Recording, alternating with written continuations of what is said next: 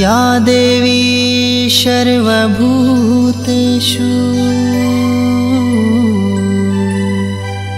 शक्तिरूपेण संस्थिता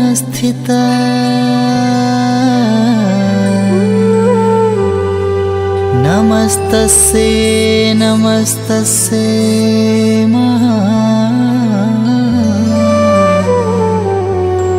नमस्तस्यै नमो नमः।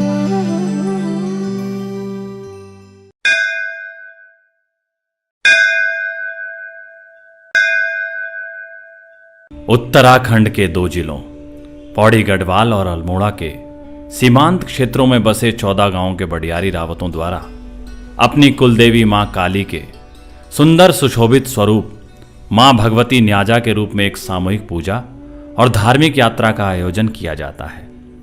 एक ऐसा भव्य और विशाल धार्मिक अनुष्ठान जहां लाखों लोग गहरी आस्था, श्रद्धा और विश्वास के साथ अपनी मनोकामनाओं को लेकर अपार शक्ति की देवी मां भगवती काली के इस पवित्र स्थान और यात्रा में एकत्रित तथा शामिल होते हैं। उत्तराखंड एक ऐसा राज्य जिसे देवभूमि के नाम से पुकारा जाता है, क्योंकि यह समग्र क्षेत्र धर्ममय और देव शक्तियों की क्रीड़ा भूमि तथा हिंदू धर्म के उद्गम और महिमाओं की सारगर्भित कुंजी व रहस्यमय है। यहाँ चारों ओर व्याप्त देवी देवताओं का वास है, प्रसिद्ध मंदिर और सिद्धपीठ हैं। इन्हीं में से एक पवित्र धाम मां भगवती काली मां को समर्पित शक्तिपीठ पौड़ी गढ़वाल के विकासखंड बीरोखाल और अल्मोड़ा जिले के स्यालदे विकासखंड की सीमाओं के बीचों बीच ऊंचे पहाड़ की चोटी पर स्थित है, जहां प्रत्येक 3 वर्ष के अंतराल में पौष माह में बडियारी रावतों द्वारा 11 से 14 दिनों की यात्रा के पश्चात मां कालिंका की पूजा होती है। प्राकृतिक सुंदरता के बीच यह स्थान समुद्र तल से लगभग 2100 मीटर की ऊंचाई पर स्थित है, जहां नवंबर से लेकर फरवरी तक भारी हिमपात की संभावना बनी रहती है। यहां से दूर दूर तक चारों ओर हरे भरे जंगलों के बीच बने खेतों और गांवों के साथ साथ पूरब से लेकर उत्तर पश्चिम के मध्य तक ऊंची ऊंची हिमाच्छादित पर्वत श्रृंखलाओं का सुंदर दृश्य दिखाई देते हैं। आइए जानते हैं इस मेले और यात्रा के कुछ ऐतिहासिक तथ्यों के बारे में। पौराणिक लोक कथानुसार 14 गांवों में विभाजित बडियारी रावत वंशजों के पूर्वज, जिनका नाम लैली था, गढ़वाल के प्रसिद्ध बावनगढ़, जिनका उल्लेख यहां के सुप्रसिद्ध लोक गायक श्री नरेंद्र सिंह नेगी ने अपने गीत बीरू भूड़ू को देश बावन गुड़ू को देश में किया है।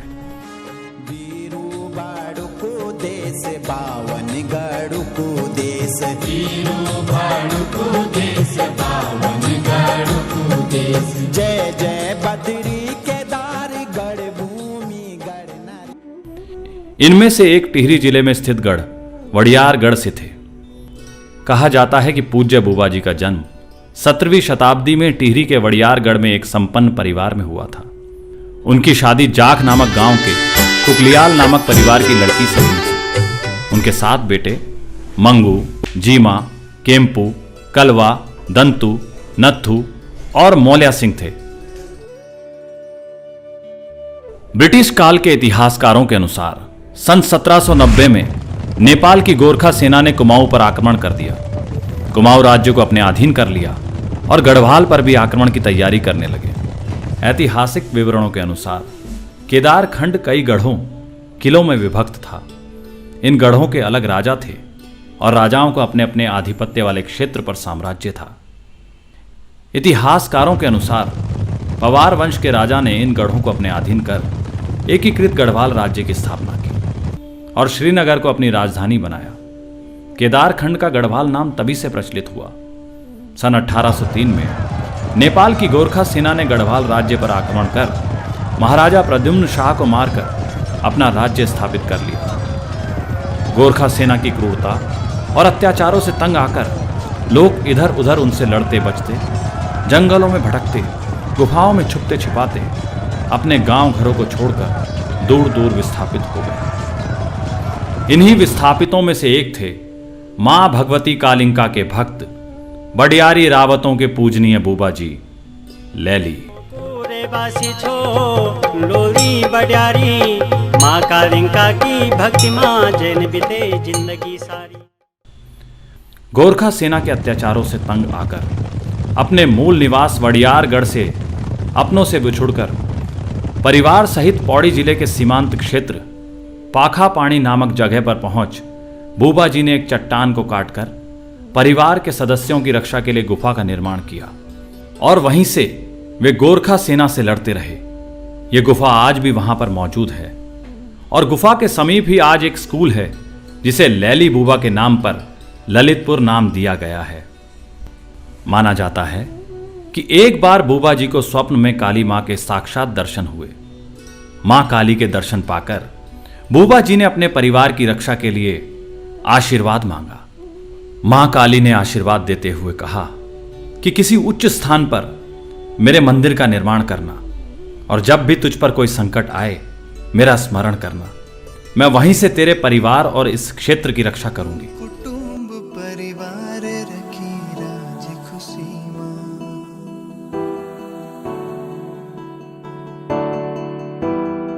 मेरो कुटुंब परिवार रखी राज खुशी माँ, हैस तो खेले तो घर बार रखी राज खुशी माँ।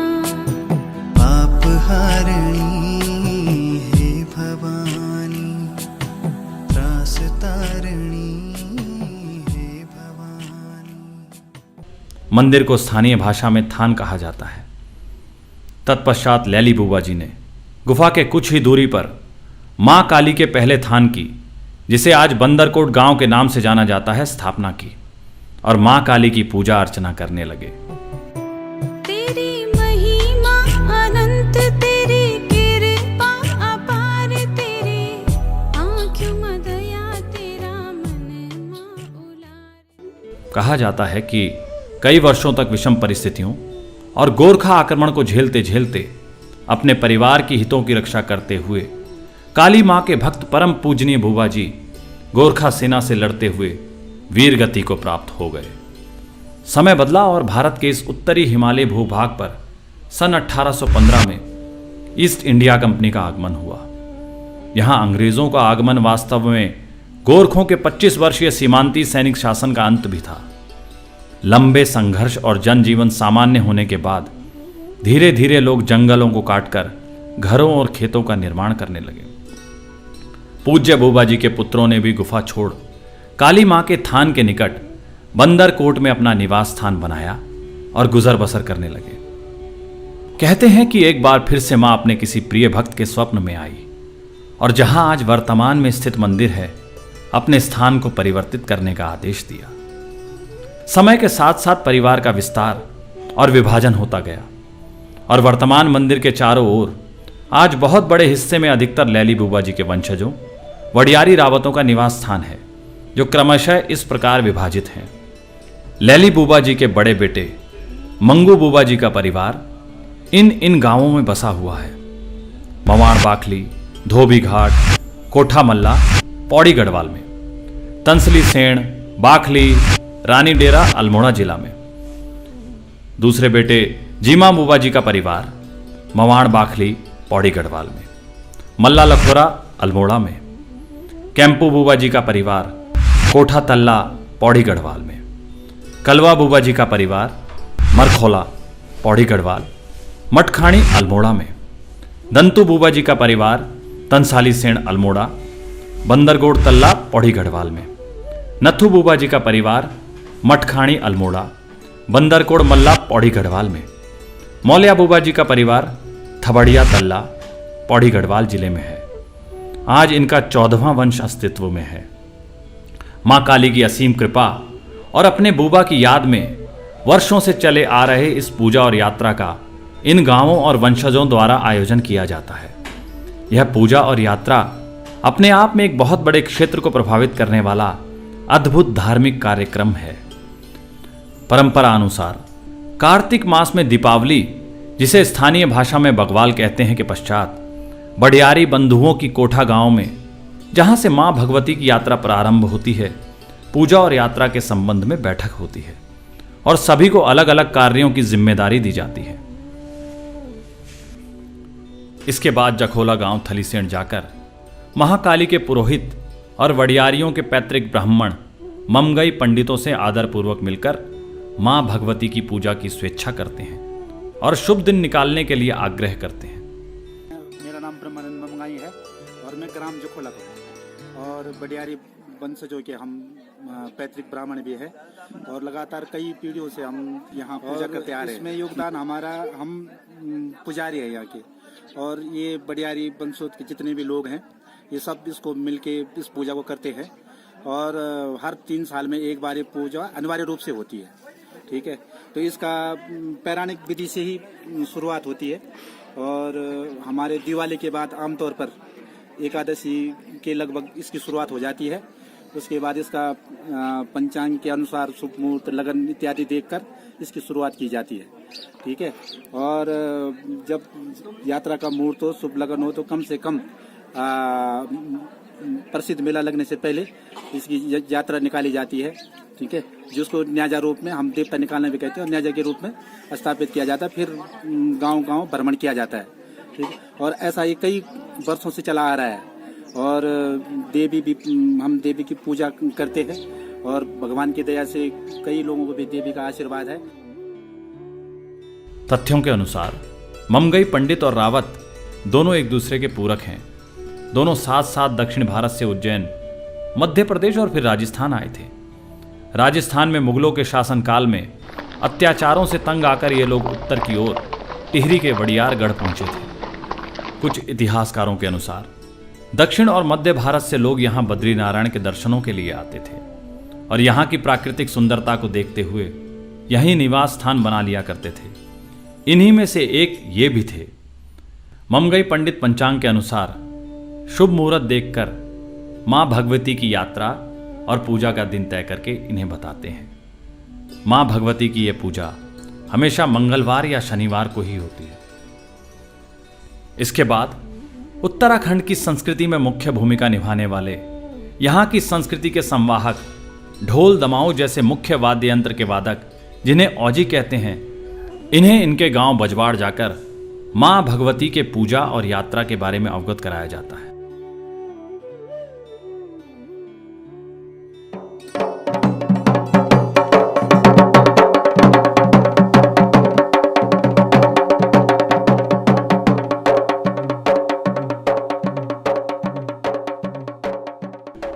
और दिवाली के 11 दिन बाद होने वाले पहाड़ी त्योहार इगास के दिन मां भगवती के पवित्र प्रांगण कोठा गांव में रात्रि के जागरण के लिए न्योता दिया जाता है, जिसे खली जागंत या जागृत भी कहा जाता है, जिसे भैला कौथिक भी कहते हैं। और इसी दिन पूजा और यात्रा के शुभ दिन के बारे में आम जनता को भी सूचित किया जाता है।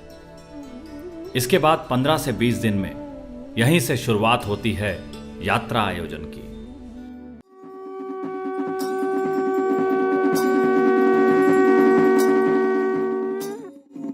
मां काली के पुरोहित ममगई पंडित तथा ढोल दमाऊ लेकर पहुंचे औजियों का मां भगवती के प्रांगण में स्वागत सत्कार होता है। औजी आकर अपने ढोल दमाऊ बजाते हैं और ढोल दमाऊ की मधुर ध्वनि के साथ आम जन को आमंत्रण देते हैं, सूचित करते हैं। शाम को सभी वडियारी कुल के लोग अपने अपने गांव से लाए अपने कृषि यंत्रों, शस्त्रों की पूजा करते हैं, जिसे निकर पूजा कहते हैं। रात्रि भोजन के बाद फिर शुरू होता है देव नृत्य या कौथिक, जिसमें विभिन्न क्षेत्रों, गांवों से आमंत्रित किए गए देवताओं के डांगर, जिन पर किसी देवी देवताओं का प्रादुर्भाव होता है, जैसे कालिंका मां, कृष्ण, घनियाल, द्रौपदी, नरसिंह, ग्वेल आदि। पूरी रात देव नृत्य के साथ साथ मां भगवती के दिव्य स्वरूप न्याजा की तैयारी होती है। अगले दिन सुबह मां भगवती के प्रांगण में सूर्य की पहली किरण के साथ ढोल दमाऊ, भंकोर और शुभ मांगलिक गीतों की मधुर ध्वनि के साथ भगवती न्याजा का प्रादुर्भाव होता है।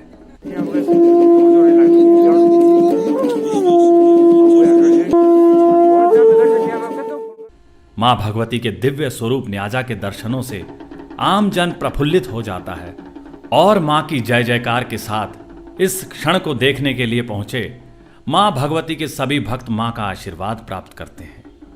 इसके साथ ही प्रारंभ होती है मां भगवती की 11 से लेकर 14 दिनों की यात्रा।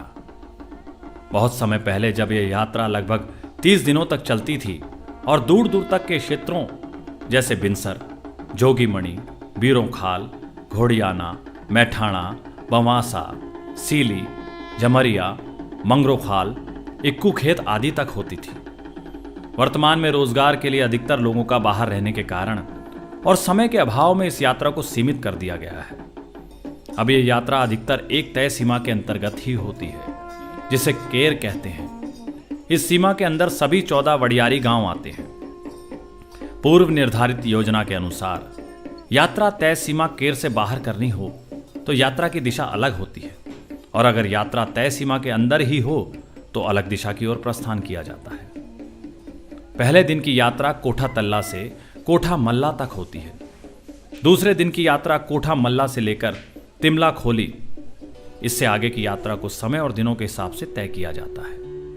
यह निश्चित नहीं होता कि कहां दोपहर का भोजन होगा और कहां पर रात्रि का विश्राम। यात्रा के दौरान जहां पर भी रात्रि विश्राम होता है वहां देव नृत्य का आयोजन किया जाता है। आगे यह यात्रा धोबी घाट, वहां से थबड़िया तल्ला, वहां से मरखोला, मरखोला से बंदरकोट तल्ला, बंदरकोट तल्ला से बंदरकोट मल्ला और बंदरकोट मल्ला से तंसाली सेण, तंसाली सेण से रानी डेरा जाती है। यहां पर मां भगवती की यात्रा का रात्रि विश्राम होता है।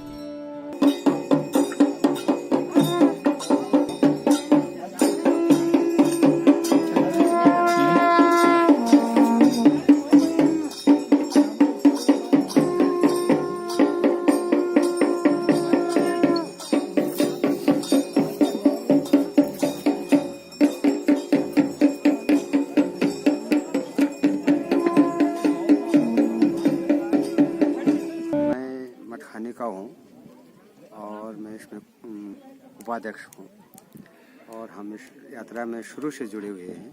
अभी तक भंडारे से लेकर गांव तक, तल्ला कोठा, मल्ला कोठा, तिमला खोली, उसके बाद हम मल्ला खोरा, उसके बाद गाढ़ भीतर, उसके बाद मोहर बाखली, मटखानी, रमोल गांव, बाखली होते हुए बजवाड़ और कफल गांव, वडियशहन कफल गांव से लेकर ब्रुश पानी पहुँचे।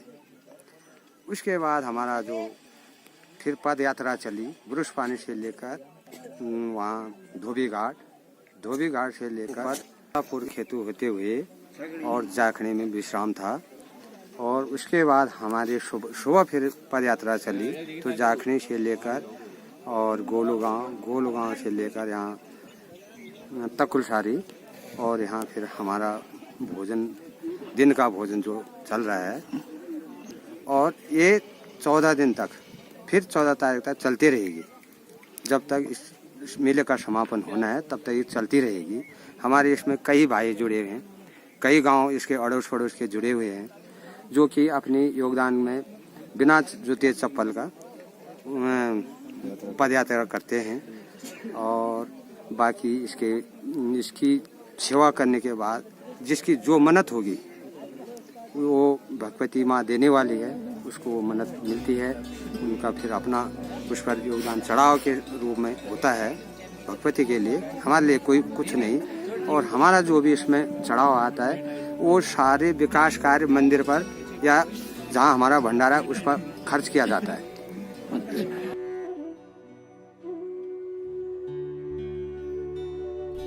सुबह यहां से कुलांटेश्वर के लिए प्रस्थान किया जाता है। यहां मां गंगा की सहायक 2 धाराओं के पवित्र संगम पर स्थित शिव मंदिर के तट पर मां भगवती का पूरे विधि विधान के साथ पवित्र स्नान होता है। साथ ही यात्रा में शामिल श्रद्धालु भी स्नान करते हैं। यहां से आगे बाखली नामक गांव की ओर प्रस्थान करते हैं। बाखली से मटखानी, मटखानी से लखोरा मल्ला, लखोरा मल्ला से मवाण बाखली और मवाण बाखली से ये यात्रा 11 से 14 दिन में शाम को कोठा तल्ला, मां भगवती के प्रांगण जहां से यात्रा प्रारंभ होती है वहां पहुंचती है। यहां एक बार फिर से रात्रि कौथिक देव नृत्य होता है। देवी पूजन की पहली रात 14 गांवों में रात्रि कौथिक का आयोजन किया जाता है, जिसमें गांव के सभी लोग और उनके रिश्तेदार शामिल होते हैं। पूजन रात्रि भर चलता है। जो सभी संबंधी आए होते हैं वो सभी आपस में प्रसन्नतापूर्वक प्रेम पूर्वक मिलते हैं। कुछ रिश्तेदार तो उसी समय मिलते हैं। इस दिन के लिए लोग 3 साल से इंतजार करते हैं। यह अपने आप में एक बहुत ही भव्य आयोजन होता है। इस दिन ऐसा कोई घर नहीं होता जिसमें कोई ना कोई रिश्तेदार ना आया हो। अब अगला पड़ाव आता है जिसका लोगों को बेसब्री से इंतजार रहता है, और आखिर वो दिन आ ही जाता है। खास तौर पर हम तो चलो पहाड़ के रहने वाले आदमी हैं, हमें तो उतना चलो आप कोई कह भी सकता कि भाई पहाड़ी लोग हैं। लेकिन जो लोग शहर से आ रहे हैं, जिन्होंने कभी कमरे से बाहर बगैर चप्पल का निकलना नहीं है, और वो आज कम से कम मुझे लगता है कि कम से कम 250 से 300 किलोमीटर का जो पैदल का रास्ता हमने तय किया है, और वो भी ऊबड़ खाबड़ रास्ते पे और कांटों पे। लेकिन आपको मैं यकीन दिलाऊं, किसी भी भाई के, हमारे कम से कम हजारों लोग चल रहे हैं हमारे साथ, किसी भी भाई के जो हम तो पहाड़ी है लेकिन जो प्रदेश से आए जिनके पैरों में जो है उन्होंने घर से बाहर निकलने के लिए उनको जूता चाहिए, बगैर चप्पल का जूते का नहीं निकल सके, तो उन्होंने जो है उस पर अच्छी तरह से यात्रा कर रहे हैं और बड़ी अच्छी तरीके से वो चल रहे हैं। तो ये हम माँ भगवती के आशीर्वाद ही समझेंगे इसको कि आज 2 तारीख से और आज 8 तारीख हो गई है, तो किसी भी भाई को किसी भी तरह की कोई परेशानी नहीं आई। मैं इसके साथ साथ एक और बात बता दूं, माँ का आशीर्वाद जो है, कई लोग उसमें ऐसे हैं कि जो घर से बाहर निकल नहीं सकते थे। हम एक दिन में 50-50 किलोमीटर तक की यात्रा कर रहे हैं, लेकिन वो लोग हमारे जो है साथ साथ चल रहे हैं, माता रानी के आगे पीछे चल रहे हैं। तो उन लोगों को आप खुद लोग आप समझ सकते हो कि वो माँ का आशीर्वाद के अलावा और कुछ नहीं हो सकता है। अगले दिन सुबह सूर्योदय होते ही मां भगवती की प्रतिमा न्याजा को श्रद्धालुओं के दर्शनों और महापूजा के लिए कालिंका मंदिर में स्थापित किया जाता है।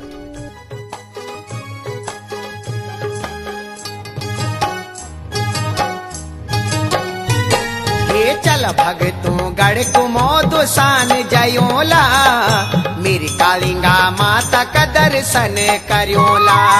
हे चल भगतों गढ़ कुमोद सान जयोला, मेरी कालिंगा माता का दर्शन करियोला। गीत घंडाल भैरो जीवला गैल माँ, हम तेरा की तू सदनी अपना छैल माँ। गीत घंडाल भैरो जीवला गैल माँ, हम तेरा की तू सदनी अपना छैल माँ। जहां दूर दूर और चारों ओर से हजारों की संख्या में श्रद्धालुओं की लंबी लंबी कतारें मां के जयकारों के साथ मंदिर में पहुंचते हैं और मां भगवती के दर्शन कर अपनी मनोकामना पूर्ण करने के लिए मां भगवती से प्रार्थना करते हैं। सुबह से ही 14 गांवों में ढोल नगाड़ों की गूंज गूंजने लगती है और साथ में ही लोगों की मंदिर जाने की तैयारी शुरू हो जाती है। दूर दराज से बच्चे, बूढ़े, महिलाएं, सभी उम्र के लोग प्रसन्नता से, खुशी से, आनंद से और भक्ति भाव से मां कालिंका के दर्शनों के लिए जाते हैं। और दूर दराज के लोग सुबह 3 बजे से ही यात्रा शुरू कर देते हैं और सुबह लगभग 9 बजे तक मंदिर आने के सभी रास्ते भर जाते हैं। अत्यधिक विहंगम और सुंदर दृश्य होता है। यह दिन सही मायनों में अलग है।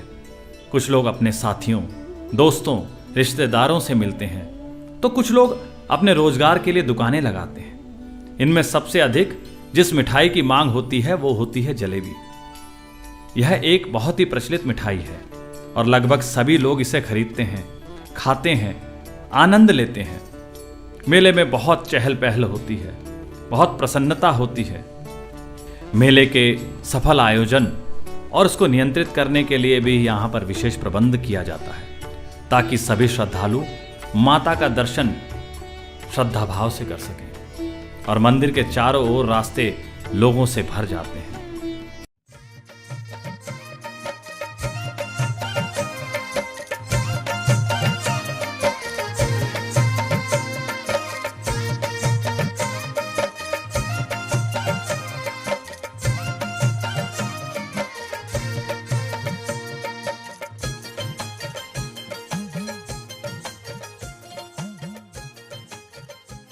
विशाल जन समूह के बीच पूरे विधि विधान के साथ पूजा संपन्न होने पर मां भगवती शाम को सूर्यास्त से पहले वापस अपने निवास स्थान कोठा की ओर लौटती हैं और इसी के साथ दूर दूर से यहाँ पहुंचे श्रद्धालुओं को शांतिपूर्वक अपने गांवों और घरों को जाने का आह्वान किया जाता है।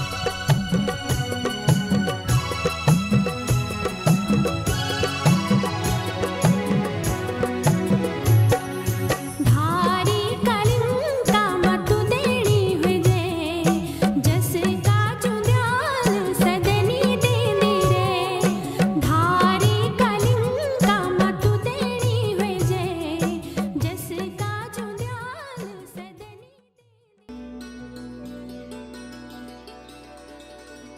दूसरे दिन सुबह कोठा गांव में पूरे विधि विधान के साथ पूजा, गोदान और हवन किया जाता है तथा क्षेत्र में लोगों की सुख संपन्नता के लिए मां भगवती से प्रार्थना के साथ ही पंडितों द्वारा समापन की घोषणा होती है।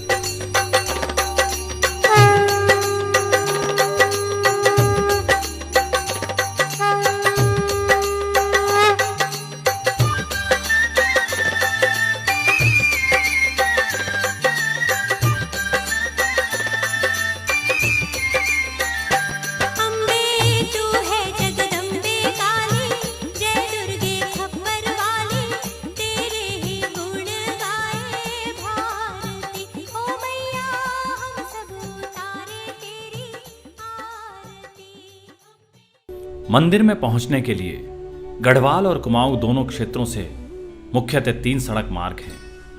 पहला रामनगर से सरायखेत, दूसरा रामनगर से रसिया महादेव और तीसरा कोटद्वार की ओर से बीरोखाल आने वाले मुख्य मार्ग भी संपर्क मार्गों के माध्यम से रसिया महादेव के समीप रामनगर से आने वाले मुख्य मार्ग से जुड़ी है। इसके अतिरिक्त चारों ओर से सड़कों के निकट छोटे छोटे बाजारों, मैठाणा घाट, बीरोखाल, स्यूसी, जोगीमणि आदि जगहों से पैदल मार्ग भी हैं।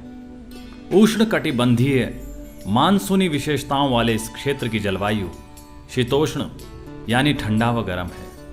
इसकी विशेषता मौसम के अनुसार तापमान परिवर्तन है। जनवरी सबसे ठंडा महीना होता है जब निम्न तापमान लगभग 5 डिग्री सेल्सियस हो जाता है। वहीं सबसे गर्म महीना मई से लेकर जून मध्य तक होता है जब तापमान लगभग 30 से 35 डिग्री सेल्सियस तक होता है। उच्च हिमालयी क्षेत्र में होने के कारण यहाँ पर नवंबर मध्य से लेकर फरवरी तक हिमपात की संभावना बनी रहती है। जय कालिंका मां, जय मां भगवती, जय इष्ट देवता। दर्शन करना है मंदिर में कि बहुत बढ़िया इनके पहल कंच आप कंच और माता रानी की आशीर्वाद हुई कि मतलब यक देख के मैंने बोलने क्या हम स्वर्ग में गई और भी बहुत बढ़िया लोग